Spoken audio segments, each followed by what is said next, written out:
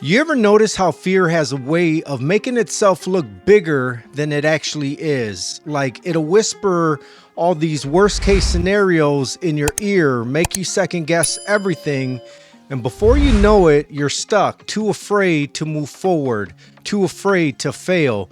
But here's the thing, fear might try to slow you down, but it can't stop God's plan for you. That's something I had to learn the hard way. For the longest time, I thought if I was scared of something, maybe it meant I wasn't ready. Maybe it was a sign to wait, to rethink, to play it safe.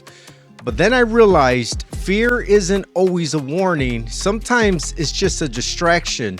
Because if the enemy can't take away God's plan for your life, the next best thing is convincing you not to walk in it. And that's what fear does. It makes you hesitate. It makes you doubt. It keeps you in a place where you're constantly thinking about what you should do instead of actually doing it. But God never said go when you're not afraid.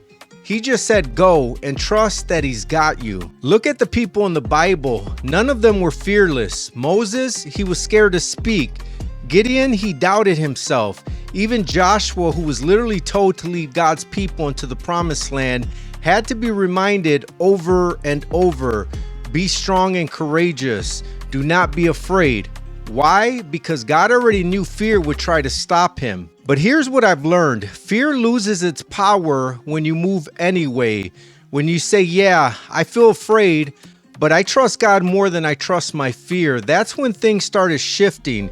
That's when you realize fear was never the thing holding you back. It was just the excuse you were listening to. So whatever it is you feel called to do, whatever dream, goal, or purpose has been sitting on your heart, go after it. Fear might come along for the ride, but it doesn't get to drive. It doesn't get to dictate your choices, because at the end of the day, God's plans for you are bigger than anything fear can ever throw at you.